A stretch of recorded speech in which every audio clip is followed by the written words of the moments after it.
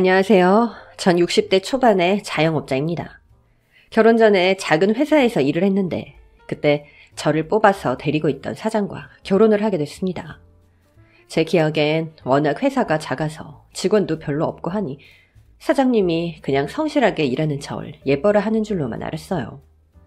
맨날 맛있는 거 사주고 선물 사주고 그랬거든요. 사장님이 출장 가시거나 할 때 다른 직원들은 농땡이도 좀 부리고 그랬지만 전 그런 것도 할 줄 모르는 사람이라 그저 성실히 출근하는 게 전부였는데 그걸 또 착하다고 출장 다녀오며 이것저것 많이 사다 줬습니다. 꽤 비싼 선물도 많았어요. 제가 어려서 그랬는지 그런 적이 처음이라 그랬는지 저를 좋아해 주니 저도 좋았던 것 같습니다. 말이 사장이지 꽤 젊은 나이에 자기 회사를 가졌으니 저랑 나이 차이도 그렇게 많이 나진 않았어요. 벌써 오래전 일이죠. 뭐 때문이었는지 회사 사정이 어려워져 문을 닫게 되면서 저는 나름 그게 서운했었는데 남편은 당연히 더 힘들어했어요. 그때 제가 코가 제대로 꿰습니다. 혜자야, 네가 있어서 내가 얼마나 다행인지 몰라. 사람이 힘들 때 옆에 있어주는 사람이 진짜 오래갈 사람이라는데 나한텐 네가 꼭 그럴 사람인가 보다. 제가 뭐 하는 것도 없는데요. 아니라니까. 그저 존재만으로도 힘이 되는 사람이 있어. 그러고 보니 너한테 난 그런 사람이 아닌가 보구나. 아니에요, 사장님. 저도 사장님 덕분에 사회생활 재밌었고 힘도 별로 안 들었어요. 감사해요. 혜자야, 너 그냥 나랑 결혼하자. 내가 네 손에 물 안 묻히게 해줄게. 그 말을 듣는데 어찌나 떨리던지요. 어려서 그랬겠죠. 제 첫사랑이나 마찬가지니까요. 그렇게 전 덜컥 코가 꿰어서 사장과 결혼을 하게 됐죠. 결혼을 한 직후 뭔가 좀 잘못됐다는 느낌을 받은 게 여러 번 있었습니다. 첫 번째는 신혼여행 가는 비행기 아니었어요. 전 그저 처음으로 외국에 나간다는 것 때문에 설레기만 했던 것 같은데 그런 저에게 남편은 이런 이야기를 꺼냈습니다. 혜자야, 신부 측 축의금 받은 거 어떻게 했어? 혹시 부모님이 다 가져가셨니? 아니에요. 엄마가 결혼하면 여자한테 비상금이 있어야 한다면서 아까 패백 끝나고 나서 패백비 받은 것까지 다 챙겨주셨어요. 그래? 아니 그럼 그거 오빠한테 다 맡겨. 내가 회사 경영도 해봤고 하니까 경제적인 관념이 너보다 낫잖아. 아무래도 그렇겠죠? 근데 엄마가 비상금으로 꼭 가지고 있으라고 했는데 그건 장모님이 만약의 경우를 대비해서 그러라고 하신 거고 나랑 살면서 만약의 경우라는 건 없어. 혹시 너 나 못 믿어? 못 믿으면 지금 여기 같이 신혼여행 가고 있겠어요? 됐어 그럼. 가능한 빨리 그거 좀 나한테 보내. 알겠지? 오빠가 그거 몇 배로 불려서 다 돌려줄게. 신혼여행 내내 남편은 혹시라도 제 마음이 바뀔까 싶었는지 저를 단돌이 했어요. 다녀오자마자 바로 절 은행으로 데려가 돈을 이체하는 것까지 다 확인했죠. 남편은 그 돈을 몽땅 주식에 투자했다고 했어요. 결혼하고 나서 알게 된 사실인데 남편이 회사를 차렸던 것도 돌아가신 시아버님이 주식 투자로 성공을 하셔서 남편한테 해보고 싶은 거 해보라고 하고는 수익금의 일부를 주셨고 그걸로 남편은 어디서 물건들을 싸게 받아다가 더 붙여 파는 그런 회사를 운영했었습니다. 아무튼 그 후로 남편은 가끔씩 저한테 수익이 몇 프로 되고 있다. 거 봐라. 나한테 돈 맡기길 잘하지 않았냐는 얘기를 꺼내곤 했습니다. 어차피 결혼한 후에는 한 주머니라고 생각했기에 저는 크게 신경을 쓰진 않았어요. 그때 전 남편한테 필요한 만큼만 생활비를 받아서 썼었는데 남편은 카드를 썼거든요.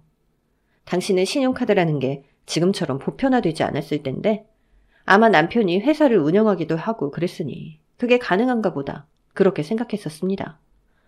그런데 결혼하고 한 달 카드 회사에서 고지서가 날라왔는데 카드값이 너무 많이 나왔더군요. 무려 1,000만 원이 넘었습니다. 도대체 이 많은 돈을 어디에 썼는지 궁금해서 남편한테 물어봤죠. 전 정말 그런 액수를 쓰는 사람을 처음 봤거든요. 여보, 그런데 이번 달 카드값이 너무 많이 나왔어요. 그거 어차피 다 너한테 들어간 돈이야. 신경 쓸 거 없어. 저한테 들어갔다고요? 전 이런 거 쓴 기억이 없는데. 무슨 소리야. 너 나랑 결혼하기 전에 받은 선물들이랑 우리 신혼여행 간 거 그게 다 뭘로 갔겠어? 그럼 혹시 몇 달은 더 이만큼씩 카드값을 갚아야 된다는 거예요? 언제까지 나오는 건데요? 12개월로 산 것도 있고, 뭐 나도 몰라. 하도 많아서 기억도 잘 안 나. 알고 보니 저한테 했던 선물이며 신혼여행, 결혼식에 들어간 비용 등등 남편은 모두 카드로 결제했었고 그걸 결혼 후에 갚게 된 거였죠. 회사 문을 닫은 후로는 남편이 딱히 돈을 벌지 않고 있었기 때문에 전 내심 좀 불안했습니다. 그래도 남편은 큰 소리를 떵떵 쳤어요. 혜자야, 오빠가 말이야. 투자한 종목이 지금 분위기가 장난 아니야. 틀림없이 내일 떡상한다. 팍팍 오른다는 얘기야. 그거 팔아서 카드값 내면 되니까 넌 걱정하지 마. 알아서 하겠다고는 했지만 그래도 불안한 건 어쩔 수 없었죠. 남편의 자신만만하던 표정이 어두워지기까지는 시간이 오래 걸리지 않았어요.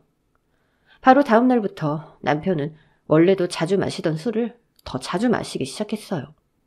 아침에 눈 뜰 때부터 밤에 잠들 때까지 술병을 손에서 놓지 않았습니다. 이제 그만 마셔요. 식사도 안 했잖아요. 야, 술 사다 놓은 거 더 없냐? 술을 안 마시고 내가 견딜 수가 없어서 그래. 무슨 일인데요? 뭐 안 좋은 일 있는 거예요? 남편이 얘기하기를 투자한 돈을 전부 잃었다더군요. 제가 준 돈만 해도 3천만 원이 넘었고 제가 알기론 남편이 그나마 회사를 정리하며 가지고 있던 돈도 전부 투자한 걸로 알고 있었어요. 못해도 억 단위는 되는 돈을 한 방에 다 날렸다는 겁니다. 전 억장이 무너지는 것 같았습니다. 남편한테 울면서 토로했죠. 어떻게 그럴 수 있어요? 그 돈이 어떤 돈인데 앞으로는 어떡하려고 그러냐고요. 좀 잘 알아보고 하지 그랬어요. 그 새끼들이 먹고 튀었다니까. 난 잘못한 게 없어. 근데 너 지금 이게 뭐 하는 거야? 지금 내 잘못이라는 거야? 야, 너 벌써부터 남편 무시하냐? 인생 한 방이야. 나 그 돈 한 방에 번다고. 그 당시 시어머니가 가까운 데 사셔서 자주 들락거리셨는데 한 번은 남편이 술이 떡이 돼서 방 안에 대자로 누워 자고 있는 걸 보고는 오히려 저를 나무라시는 겁니다. 이게 무슨 일이래니? 넌 여자가 어떻게 하길래 얘가 이 모양으로 뻗어 있는 거야? 어머님, 이이가 주식 투자라는 걸 했는데요. 그걸 다 날렸대요. 그리고는 매일 이렇게 술만 마셔요. 어머님이 야단 좀 쳐주세요. 뭐야? 남자가 뭘 좀 하다 잘못될 수도 있고 그런 거지. 너 그걸로 내 아들 들들 볶았니? 그래서 얘가 이러고 있는 거야? 아휴, 불쌍한 내 새끼. 제가 아무리 세상 물정을 몰랐어도 아무리 생각해봐도 그건 아니었는데 시어머니는 오로지 자기 아들만 감싸고 돌았죠. 여전히 카드값은 매달 1,000만 원이 넘게 나오고 큰돈 벌어 오겠다고 큰소리치던 남편은 술에 쩔어 살고 정말 어떻게 해야 할지 막막했는데 그때 마침 제 뱃속엔 아이가 들어섰습니다. 이런 말하면 천벌을 받을지도 모르겠어요. 전 아이가 생긴 것이 좋고 축복받은 일이란 생각보다는 엎친 데 덮친다고 왜 하필 지금이란 생각을 더 많이 했습니다. 막막했거든요. 밤이고 낮이고 술 냄새 풀풀 풍기며 저를 윽박지르기만 하는 남편과 그런 남편을 그래도 지 새끼라고 싸고 도는 시어머니는 남의 속도 모르고 좋아라 하더군요. 저도 마음을 다잡아 보려고 했습니다. 아이가 생겼으니 남편도 달라질 거라는 신락 같은 희망도 있었고요. 하지만 남편은 눈꽃만큼도 달라지지 않았어요. 오히려 술을 마시고 행패를 부리기까지 했죠. 야, 술 가져와, 술. 여기 술 떨어졌잖아. 거기 있잖아요. 안주 없냐? 계란말이 좀 해가지고 앞에 좀 갖다 놔봐. 뭐해? 당장 갖고 오라니까. 여보, 이제 제발 그만 좀 해요. 아이를 생각해서라도 정신 차리고 살아야죠. 나도 더는 못 참겠다고요. 2년이? 못 참으면 어쩔 건데. 하루하루 우라가 치밀었지만 아이를 위해서 저라도 정신을 차려야겠다 생각했습니다. 몸은 점점 무거워져 갔지만 살림살이에 한 푼이라도 보태기 위해서 동네 세탁소를 도와주고 돈을 받기도 했고 가끔 남의 집 청소며 빨래도 했어요. 몸을 쓰는 일이 조심스럽긴 했지만 집에서 남편 술에 쩔은 꼬라지나 보고 술주정에 폭언을 듣는 것보다는 하루에 이렇게 잠시라도 밖에 나와 있는 게 아이한테도 더 좋지 않을까 하는 생각도 들었거든요. 술에 취하면 눈에 뵈는 거 없이 물건을 집어 던지는 경우도 있었는데 혹시나 잘못 맞아서 아이한테 해가 될 수도 있으니까요. 제가 밖에 나가 일을 하거나 말거나 남편은 신경 쓰지도 않았습니다. 가끔 시어머니가 듣기 싫은 소리를 하긴 했죠. 하지만 저도 할 말은 있었습니다. 너는 배불러가지고 어딜 그렇게 싸돌아다니는 거냐? 어머님 아들이 저러고 있는데 그럼 돈은 누가 벌어요? 둘이 손가락 빨고 살아요? 그럼 애는요? 뭘 잘했다고 큰 소리야, 큰 소리는! 잘한 거 없는지는 잘 모르겠지만 잘못한 것도 없네요. 있으면 어디 한번 얘기해 보세요. 제가 이렇게 얘기하면 시어머니는 말대꾸한다고 혼자서 궁시렁거리다가 입을 다무셨죠. 자기가 생각해도 할 말 없는 게 당연하니까요. 뱃속의 아이만 생각하며 최대한 마인드 컨트롤을 하려 했지만 이런 상황 속에서 누가 제대로 마음을 다스릴 수가 있을까요? 조금도 편안한 날이 없었는데요. 그런 와중에 하루하루 배는 불러왔고 드디어 산딸이 됐습니다. 기대하지도 않았지만 아이를 낳는 날 남편도 시어머니도 병원에 나타나지 않았습니다. 그런데요, 하늘도 무심하다는 말은 이럴 때 쓰는 거겠죠. 혼자서 이를 악물며 반나절이 넘도록 진통을 한 끝에 낳은 제 아이는 무릎 아래로 다리가 없는 장애아로 태어났습니다. 처음에 이 사실을 알게 됐을 땐 정말 하늘이 무너지는 것 같았어요. 눈앞이 캄캄해졌죠. 산후조리고 뭐고 밤낮으로 울고 또 울었습니다. 하지만 신기하게도 아이를 처음으로 품에 안고 눈을 맞추던 순간 왕왕 울어대다가 제 품에 안기자마자 울음을 그치며 새근새근 숨소리를 내던 아이를 본 순간 두렵고 막막했던 마음이 한순간에 다 풀리는 것 같았어요. 아이의 숨소리가 마치 저에게 괜찮다고 말해주는 것 같았죠. 뒤늦게 오신 친정엄마도 제 손을 꼭 잡고 다 괜찮다고 얘기해 주셨어요. 나 어떡하지? 나 어떻게 해야 될지 모르겠어, 엄마. 혜자야, 얘 방긋방긋 웃는 것 좀 봐. 예쁘지 않니? 너 처음 태어났을 때랑 똑같아. 착하고 똑똑하게 클 거야. 다를 생각 말고 이 아이만 보렴. 응? 친정엄마의 얘기는 복잡했던 마음을 좀 더 누그러뜨려줬습니다. 하지만 출산 소식을 듣고 찾아온 남편과 시어머니는 그야말로 경악을 하더군요. 병신 같은 년 병신 새끼 나왔잖아. 얘, 아유 이거 당장 갖다 버려라. 어머님 핏줄이에요. 어떻게 그렇게 얘기하세요? 이런 핏줄은 필요 없어. 에이씨 허탕 쳤네. 허탕이라뇨? 당신 지금 그게 무슨 얘기예요? 내가 이런 꼬라지나 보자고 병원에 달려온 줄 알아? 당신 자식이잖아요. 아이 딱 쳐. 쪽팔리니까. 남편과 시어머니의 반응은 제가 예상했던 것보다 훨씬 더 충격적이었어요. 하지만 그때 깨달았죠. 앞으로 이 아이를 보는 세상의 시선은 이것보다 더하면 더했지 덜하진 않겠구나. 내가 마음을 단단히 먹어야겠구나. 다짐하고 또 다짐했습니다. 이 아이의 세상이 일그러지지 않도록 무슨 일이 있어도 내가 울타리가 되어 지켜줘야 한다고요. 아이를 안고 집으로 돌아왔을 때 남편이랑 작자는 어디로 나가고 없었고 시어머니만 세상 무너진 얼굴로 앉아있더군요. 갖다 버리지. 그걸 꾸역꾸역 집으로 데리고 들어오기는. 어휴. 애가 들어요, 어머님. 말씀 조심해주세요. 들으면 뭐? 그럼 병신더러 병신이라 그러는데 뭐 잘못했냐? 꼴도 보기 싫으니까 그거 짝에 내려놓고 이거나 받아라. 이게 뭐예요? 을이라뇨? 애 이름이 을이라고요? 그것도 돈 주고 지은 이름이야. 명줄이 짧아지는 이름이란다. 부를 때마다 기운 죽는다고 자주 부르라는데 너나 자주 불러줘. 난 쳐다도 보기 싫으니까. 시어머니는 어디 가서 단명하는 이름이라며 아이의 이름을 그따위로 받아왔더군요. 제가 반발할 걸 뻔히 아니까 아이의 남편 시켜서 출생신고도 그 이름으로 해버렸더라고요. 우라가 치밀었지만 아이를 위해서 참고 또 참았습니다. 그런 미신 같은 운명 따위에 지지 않을 강한 아이로 키우겠다고 또 한 번 다짐했죠.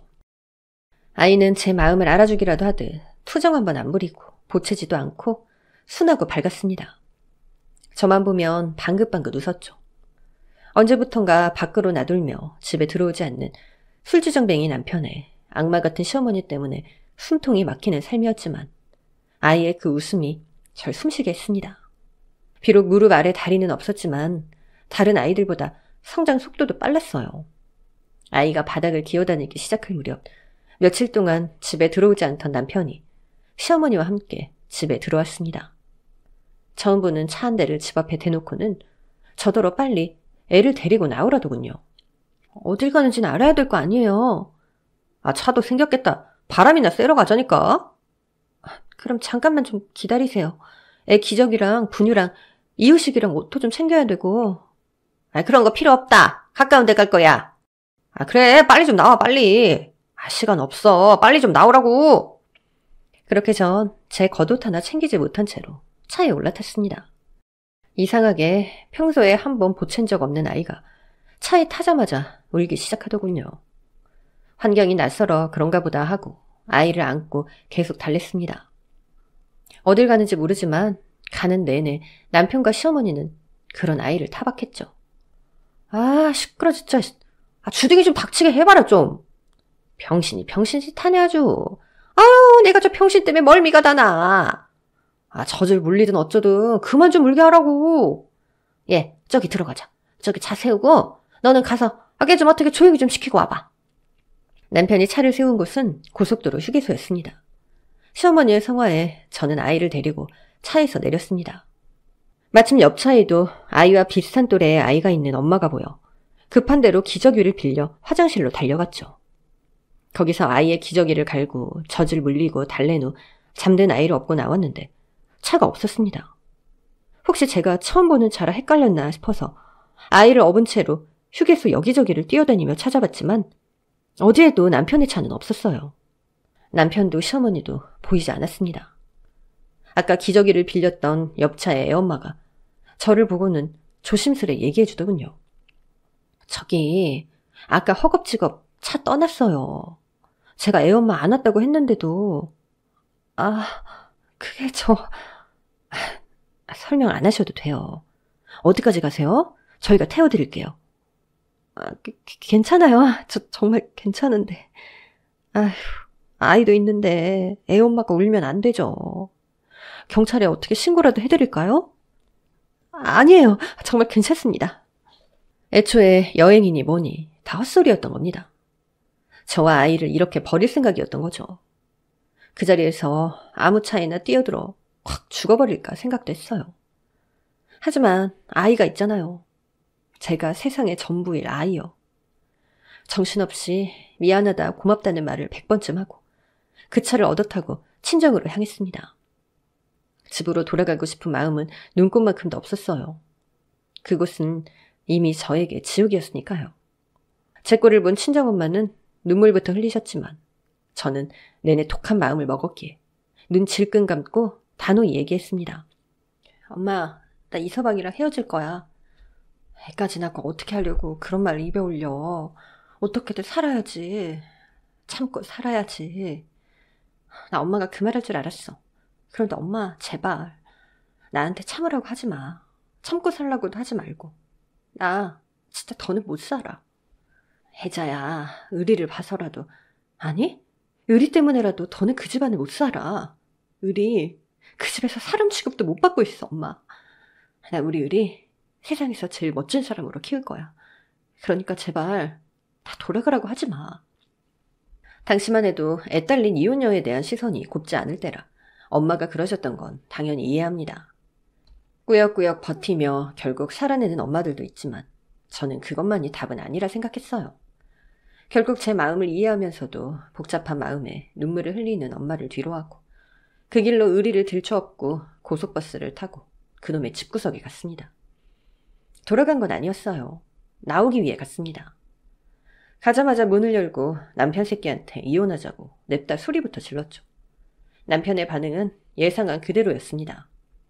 너 같은 새끼랑 1분 1초도 더는 못 사니까 당장 이혼해. 나 당장 나갈 거니까 붙잡을 생각 같은 건 하지도 마. 붙잡긴 내가 왜? 나 고마워서 춤이라도 추겠는데? 내가 할 소리를 대신해 주시다니 어떻게 고마워서 절이라도 할 값이오? 애초에 내가 인간같지 않은 거랑 얽히는 게 아니었는데 책임감이란 건 네 대가리 속엔 없지? 지랄하고 있네. 내가 너 같은 모질인년이랑 다리병신까지 왜 책임져야 되는데? 끝까지 남편 새끼는 저와 의리에게 폭언을 퍼붓더군요. 벼락 맞을 놈, 천하의 나쁜 놈. 일말의 아쉬움도 없이 저는 그 집구석에서 뛰쳐나왔습니다. 아시다시피 여자 혼자 아이를 키운다는 건 말로 다 할 수 없을 만큼 힘든 일이었습니다. 그래도 아빠 없이 자라내라는 소리 듣게 하고 싶진 않았어요. 파출 부며 식당 청소, 닥치는 대로 일을 하며 돈을 벌었습니다. 하지만 일을 나갈 때에도 의리와는 떨어져 본 적이 없어요. 항상 업고 안고 휠체어에 태우고 함께했고 아이와 눈을 맞추는 일을 소홀히 한 적 없죠. 아이에게 필요한 건 무슨 일이 있어도 다 해주려고 했고요. 누구 못지않게 사랑으로 키웠다고 자부합니다.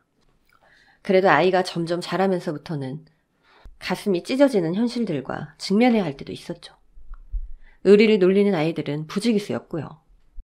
야, 병신아, 절로 가! 병신이래요. 다리 없대요. 나 놀리니까 재밌어? 당근 재밌지. 겁나 재밌는데. 그런데 친구야, 난 너랑 얼굴도 다르게 생겼고 키도 다르잖아. 그게 어쨌다고 병신아. 그냥 너랑 나랑 그렇게 다른 거라고. 넌 다리가 있고 난 없고. 사람들은 다리가 다 있는데 너만 없는 거야. 아니야. 세상엔 다리가 없는 사람도 많고 손발이 없는 사람도 많아. 나도 그런 사람들 중 하나일 뿐이라고. 그럼 넌 다리 없어도 돼? 당연하지. 봐. 나 이렇게 가짜 다리 끼고 너랑 미끄럼틀도 탈 수 있어. 나랑 숨바꼭질도 할 수 있어? 우리 같이 해볼까? 그래? 내가 빨리 달리지 못하니까 그건 좀 이해 부탁해. 다리가 없는 건 불편할 수 있지만 불행한 건 아니라고 저는 늘 아이에게 가르쳤고 정말 아이는 전혀 불행하지 않은 아이로 오히려 편견을 가진 사람들을 스스로 설득하는 당차고 밝은 아이로 자라주었습니다. 새학년 새학기가 될 때마다 새의리를 따르는 친구들은 점점 더 많아졌어요.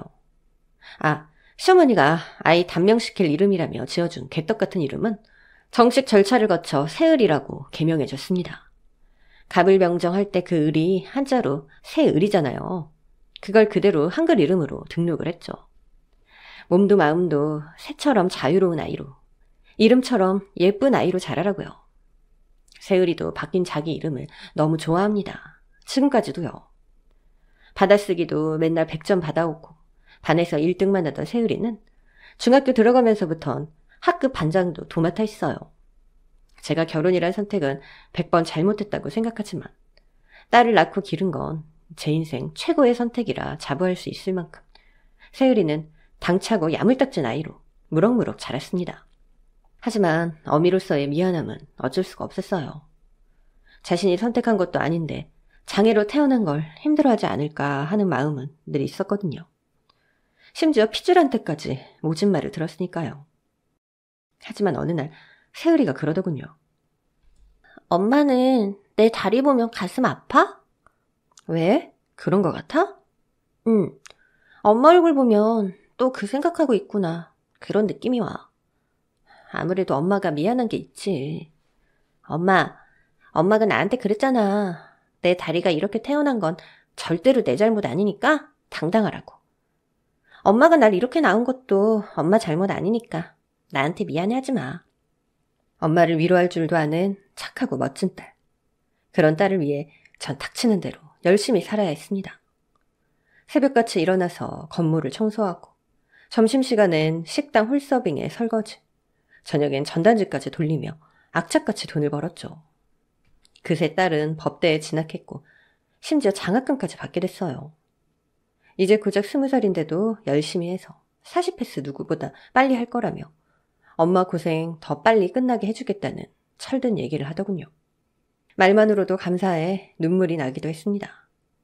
남부럽지 않은 딸, 부족한 것 없이 공부에만 전념할 수 있게 해주기 위해서라도 저는 더 열심히 살았어요. 그리고 또 몇 년이 흐른 어느 날, 하루는 제가 일하던 식당에서 우연히 전에 살던 동네 사람을 만났는데요. 놀라운 소식을 들려주더군요. 아줌마 남편 다른 여자 만나서 팔자 고쳤어요. 고급차 끌고 다니면서 얼마나 떵떵거리고 사는지 몰라. 여자 돈으로 뭐 사업인가를 했다는데 그게 그렇게 대박이 났다네요. 그게 다 무슨 소용이에요. 술독에 빠져 살 텐데. 무슨 소리예요. 요즘은 술도 안 마시는데. 저랑 살면서는 술에 쩔은 밑바닥 인생처럼 미천 다 보이며 살더니 어쩐 일로 개과천선을 해서 잘 살고 있다는 얘기를 듣는데 피가 거꾸로 솟는 것 같았습니다. 내가 지들 때문에 어떻게 살고 있는데 인간 말종들이 하하호호 하며 잘 살고 있다뇨. 하지만 금세 마음을 다잡았어요. 제 인생을 더럽히던 쓰레기들을 그나마 일찍 걸러낸 게 얼마나 다행인가 하면서요. 오히려 재혼했다는 그 여자가 불쌍할 지경이었어요. 제가 버린 쓰레기를 주운 거나 마찬가지니까요. 그리고 며칠 후 일을 다 마치고 새으리 저녁 먹일 장을 봐서 집으로 가는 길에 전 남편 눈과 마주쳤습니다. 딱 보기에도 지 같은 쓰레기랑은 안 어울리는 스포츠카를 뚜껑까지 열고 타고 가던 중이더군요. 옆에 시모는 지랑 어울리지도 않는 빨간색 밍크코트까지 쳐입고 얼굴에 화색이 돌아 타고 있었죠. 야, 너 아직도 그렇게 구질구질하게 사냐? 야, 바지 좀 새 거 사 입어라. 무릎도 다 나와가지고선 어디 빵꾸 안 났냐? 아유, 얘나 지금이나 지질이 궁상이네 전혀. 아유, 그 병신년은 어쨌냐? 죽었냐? 내다 버렸어? 보나마나 일찍 죽었겠지 뭐. 내 말 맞지? 순간 들고 있는 장바구니로 두 연놈의 대갈통을 깨부시고 싶었지만 그래봤자 똑같은 인간 되는 거다 싶어서 들은 채만 채 본 채만 채 하고 그냥 돌아왔습니다. 그래도 솔직히 기분 더러웠어요. 평생 한번 마셔본 적 없는 소주 한잔 하고 싶다는 생각까지 들었습니다. 그 나이 먹어서 보톡스를 맞은 건지 어쩐 건지 포동포동 살찐 연놈들의 볼따구니에 싸대기를 날리고 싶었죠. 그런 제 마음이 얼굴에 드러났는지 딸애가 들어오는 저를 보고는 걱정했습니다. 엄마, 밖에서 무슨 일 있었어? 안색이 안 좋아. 혹시 어디 아파? 아니야, 아무 일도 없었어. 엄마 아주 건강해. 그냥 오는 길에 못 볼 꼴을 좀 봤더니 속이 좀 뒤틀려서 그래. 그럼 엄마 뒤틀린 속 풀어줄 반가운 소식 하나 알려줄까? 엄마, 놀라지 마. 나 있잖아. 판사 됐어. 김세율 판사. 어때? 그래, 어울리다 뿐이니? 우리 세율이 대한민국 최고 판사가 될 거야. 누구 딸인데, 안 그래? 이를 악물고 핏덩어리를 들추업고 나온 지 25년 만이었습니다. 그날 전 마음을 다 내려놓고 펑펑 울었어요. 고생이라고 생각한 적은 한 번도 없었지만 그래도 지난 세월을 다 보상받은 기분이었죠. 끊임없이 흐르는 제 눈물을 닦아주며 딸애가 그랬습니다. 엄마, 이제 고생 끝, 행복 시작? 무슨 소리야. 난 고생한 적 없어. 네 덕에 매일매일 행복했지. 이제 엄마 다니던 일 그만두고 엄마가 좋아하는 일, 하고 싶은 일 하면서 살아. 너 잘 크는 거 보는 게 내가 좋아하는 거고 하고 싶은 건데? 엄마, 고마워. 나 여기까지 온 거 다 엄마 덕분인 거 잘 알아. 내가 두고두고 평생 동안 갚을게. 빚은 것도 없는데 갚기 뭘 갚아. 지금까지 너 하던 대로 좋은 판사 되면 그게 보답이지. 엄마 있잖아. 엄만 만약에 엄마한테 진짜 큰 잘못을 한 사람들을 만나면 그 사람들한테 어떤 벌을 주고 싶어? 딸의 질문에 전 당연하게도 그 인간들이 떠올랐어요. 그래서 이렇게 대답했죠. 글쎄, 어떤 벌이 법전에 있는지 모르겠다만 난 그냥 찢어 죽이고 말려 죽일 건데? 엄마도 참 그런 벌은 없어. 나도 알아. 아니 근데 그건 왜 물어? 그냥 누구나 그런 사람이 있을 수 있잖아. 혹시 엄마도 있나 해서. 뜬금없기는. 두 번 다시 떠올리고 싶지 않은 일이었기에 그 얘기도 거기서 그냥 끝내고 잊어버렸습니다. 늘 자랑스러웠던 딸은 판사가 된 후에도 자기 몫을 훌륭하게 해내는 모양이었습니다. 가끔 신문에도 나오고 그러더라고요. 딸, 세율아, 네가 엄마가 스크랩 해놨다? 하여간 엄마는 완전 딸바보야, 딸바보. 근데 이게 무슨 말이야? 단호박 판사 김세율의 국민재판 참여 만관부? 네가 왜 단호박이야? 아, 그거 요즘 애들이 많이 쓰는 표현인데 뭐든지 칼같이 딱딱 잘라 말하는 사람은 단호박이라고 그래. 단호하다 뭐 그런 뜻이야. 내가 다음 주에 금융사기범 대국민 재판 하나를 맡았는데 사람들이 관심이 많은 범죄자여서 만관부, 내가 어떤 판결을 내릴지 많은 관람 부탁드립니다. 의 줄임말 뭐 그런 뜻이야. 네가 하는 재판이 이렇게 기사일탄하고 내 딸이 진짜 대단한 사람이구나. 엄마도 와서 한번 볼래? 엄마 딸이 어디에서 어떻게 일하는지 궁금하지 않아? 딸은 법은 만인에게 평등하다는 원칙을 꼿꼿하게 지키며 힘 있는 사람이든 돈 많은 사람이든 상관하지 않고 똑같이 처벌하는 판사로 유명했어요. 어려서부터 지 괴롭히는 사람들한테도 지지 않고 똑부러지게 상대하더니 꽉 그대로 큰 거죠. 누가 돈을 주고 청탁을 한다거나 하면 재판정에서 아예 대놓고 쓴소리를 해대는 정의로운 판사라는 평가를 받는 모양이었습니다. 딸의 얘기대로 전 얘가 얼마나 좋은 판사인지 직접 제 눈으로도 확인하고 싶은 마음에 많은 사람들이 모인 국민참여재판에 참석하게 됐습니다. 판사복을 입은 딸의 모습이 너무 감격스러워서 조용히 눈물을 훔치며 지켜보려고 했죠. 그런데 그날 그 재판정에 나온 죄인들이 법정에 등장한 순간 전 제 두 눈을 의심했습니다. 아무리 눈을 씻고 봐도 두 사람은 제 전남편과 시어머니였어요. 그리고 그때 전 확실히 봤습니다. 딸애 역시 저처럼 두 사람을 보고 눈이 휘둥그레지는 걸 말이에요. 단 한 번도 지 아빠나 할머니에 대한 얘기를 직접 한 적은 없었습니다. 하지만 아무래도 핏줄을 못 속이는 건가요? 닮은 구석까지 있어서 한눈에 서로를 알아본 모양입니다. 게다가 제가 두 사람을 보고 놀라는 모습을 봤으니 딸애도 그 연놈들의 정체를 확신했겠죠. 근데요, 웃긴 건 두 연놈이었어요. 판사석에 앉은 딸애를 보자마자 얼굴에 화색이 돌더군요. 그리고는 거짓 눈물까지 흘리며 딸에게 사정을 하기 시작했습니다. 아니지, 판사님 저 누군지 아시죠? 딱 알아보시겠죠? 저는 딱 알아보겠는데요. 으라, 너 의리 맞지? 네 이름 내가 지어준 거야. 내가 네 할미다. 아유, 내 새끼 이렇게 잘 컸구나. 의리? 제 이름이 의리였어? 뭐 아무튼지 간에 으라, 아빠가 좀 억울하게 여겨온 거 너도 잘 알지? 판사니까 다 알 거 아니야. 그러니까 아빠 억울함 좀 풀어다오. 아휴, 내가 진짜 작정하고 사기친 게 아니라니까. 야가, 아이고 내 손주 새끼. 이 할미가 무슨 죄가 있겠니? 응? 피고인들 조용히 하세요. 계속 떠드시면 법정 모욕죄로 법정에서 퇴장당할 수 있습니다. 떠들다니. 아빠가 몇십 년 만에 딸 만나서 반가워서 얘기하는데 떠든다니. 그거 좀 섭섭하네. 다시 한번 고지합니다. 법정 모욕죄는 재판부의 결정에 따라 형사처벌을 받을 수도 있습니다. 그래, 알았다 내 새끼. 조용히 할 테니까 잘 좀 부탁해. 응? 피고인 이철용과 피고인 함진숙의 국민참여재판은 법관 제척사유에 해당하므로 지금부터 전 이 재판에 관여하지 않습니다.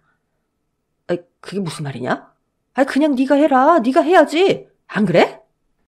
저도 처음에 왜 그런지 몰랐는데요. 나중에 들어보니 이런 재판의 경우 법관 제척사유에 해당이 된다고 하더라고요. 우리 법에는 더 공정한 재판을 위해서 판사가 재판을 기피할 수 있는 제도가 있는데 이 경우엔 지금이야 어찌됐든 본질적으로 피고인들과 판사가 친족관계이다 보니 딸애가 재판을 할 수 없는 거였어요.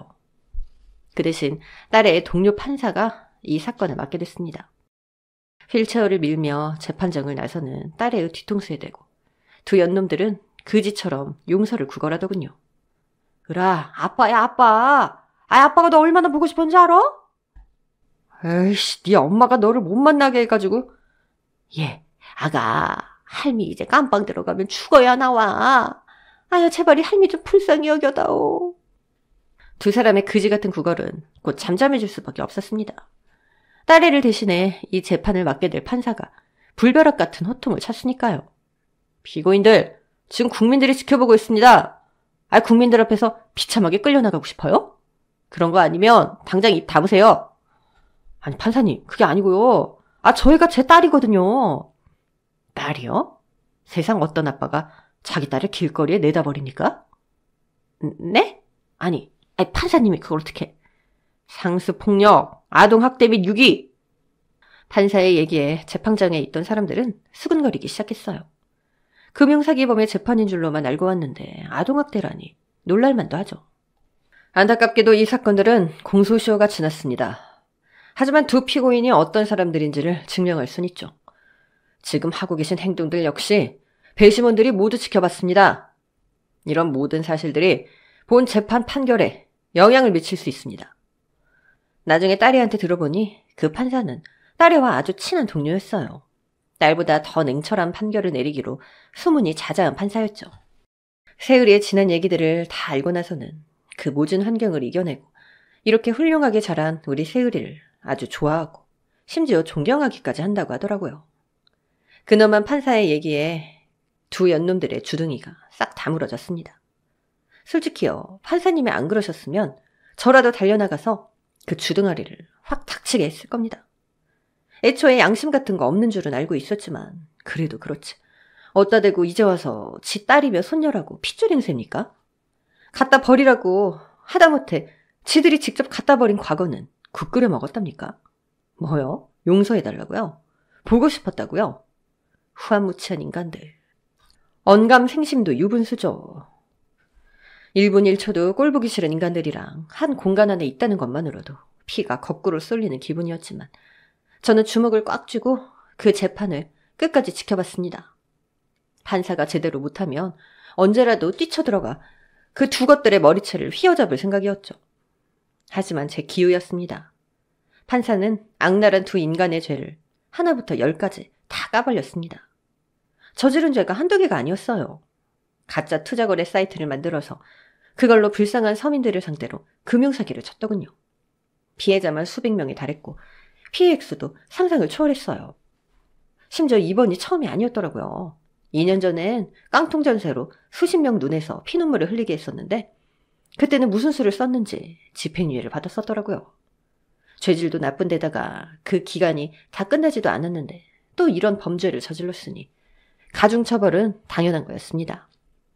심지어 이 인간들 어찌나 뻔뻔한지 눈물을 흘리며 죄송하다고 사죄하고 반성해도 모자랄 판에 끝까지 지들은 죄가 없다면서 억울하다고 잡아떼는데 제 생각이지만 아마 그래서 더 큰 벌을 받은 것 같습니다.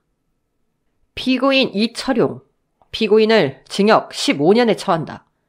입수된 증 제2, 3호를 몰수한다. 피고인 함진숙, 피고인을 징역 10년에 처한다.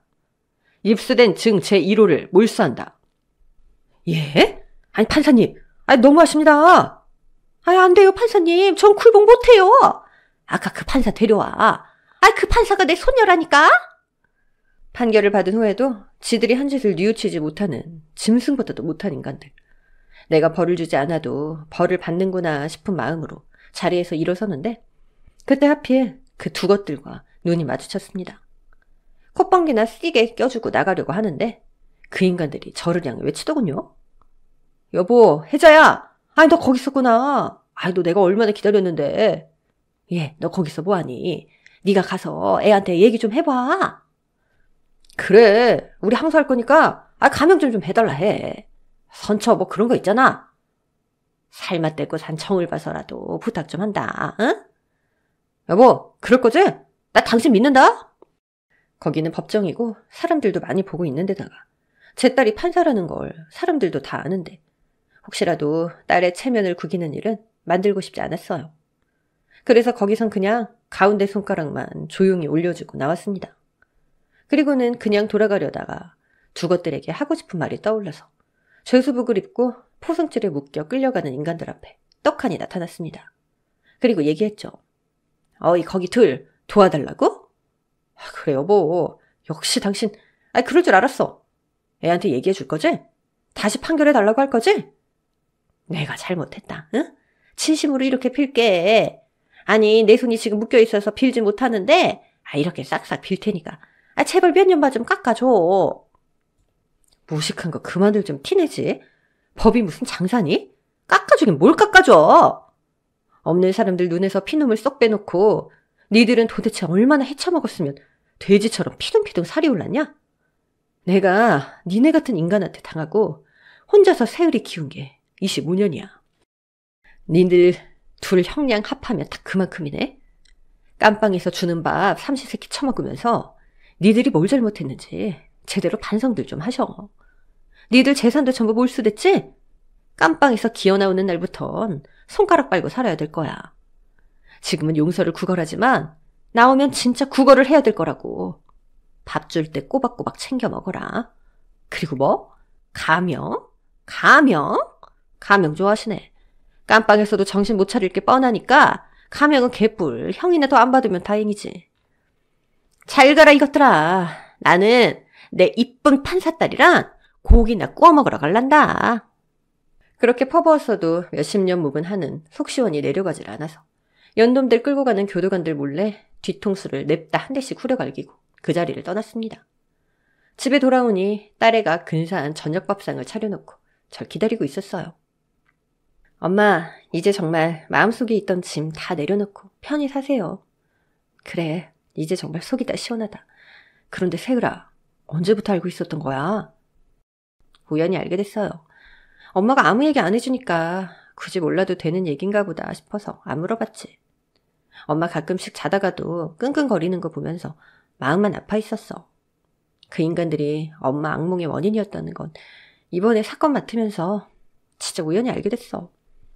그 인간들을 어떻게 벌주나 했는데 지발로 호랑이 굴에 찾아온 거지 뭐. 세을아, 이렇게 잘 자라줘서 정말 고마워. 누가 할 소리? 이렇게 잘 키워줘서 정말 고맙네요, 엄마. 진짜 오랜만에 명치에 뭐 얹히는 기분 없이 밥도 맛있게 먹고 잠도 푹 잘 잤습니다. 다시 태어난 것처럼 온 세상이 다 개운해 보였어요. 진짜 행복이 찾아왔다는 걸 알 수 있었어요. 이후로도 제 딸은 단호박 판사로 명성을 떨치며 힘없고 가난한 사람들에겐 정의의 판사로, 지들 가진 게 힘인 줄 착각하는 인간들에게는 호랑이 판사로 늘 공정하고 의미 있는 판결을 내리고 있습니다. 둘이 함께 차곡차곡 번 돈으로 번듯한 집도 샀고 제 이름으로 된 식당도 열었어요. 가게 홍보는 아닙니다만 저희 식당엔 100원짜리 메뉴도 있어요. 딸의 부탁으로 특별히 만든 건데요.